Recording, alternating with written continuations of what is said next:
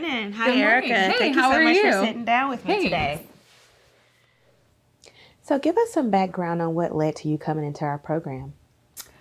I've dealt with mental health my whole life. It started coming out in it started showing severe signs in my early 30s. I've been able to control it for the most part until May 2nd, and I started having suicidal thoughts and ideations. And so that's what led me here. How did you initially feel about receiving treatment? I was embarrassed. I felt like I would lose my children in child custody battle. So I was scared initially.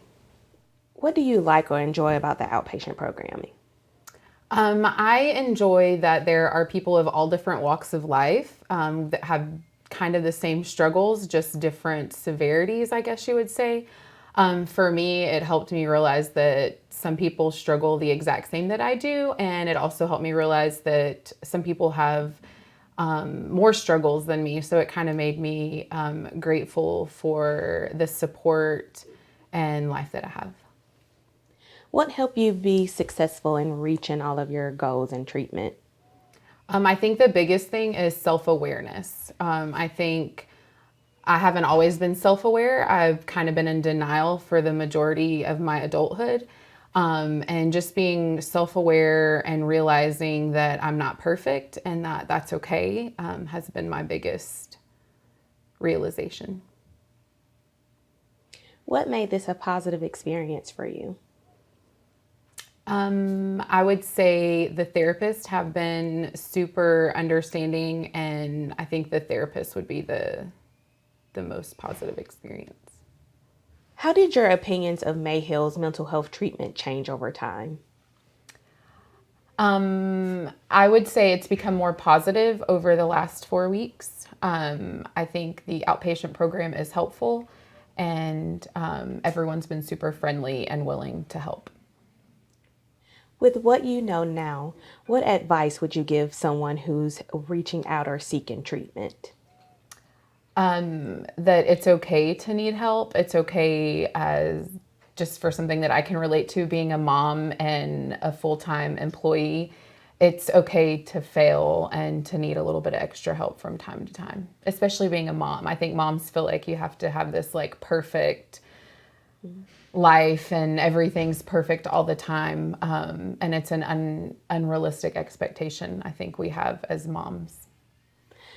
What was the turning point with how you felt about treatment? What were some of your initial concerns or reservations? My initial concerns in outpatient were that I would receive similar care that I did inpatient.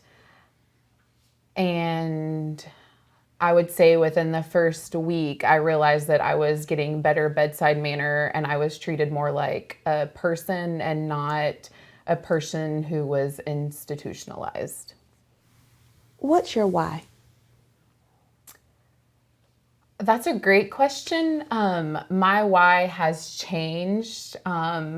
My why has always been for my children. Since I've had kids, they are the reason I keep going. They're the reason I've pushed to be a strong single mom.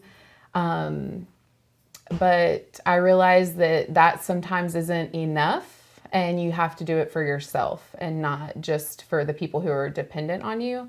I feel like you get burnout when you're constantly doing it for other people. When you finally realize that you're doing it for you, you have a different feeling, a different drive, I think, a different want to be better. So I think my why definitely changed from wanting it for my children to wanting it for myself. So I'm my why. How would this experience change things for you moving forward? So I've taken a lot from it. Not only do I realize that it's okay to take some time to work on your mental health, that you kind of have to work on that first before you can be the super mom and, you know, the top employee and the best wife. you kind of have to focus on your mental health. And sometimes it's more than going to a psychiatrist's office once a month for them to write you meds. Sometimes you have to talk it out. Thank you so much, Erica, for sharing your story with us. It has been such a pleasure. Thank y'all very much.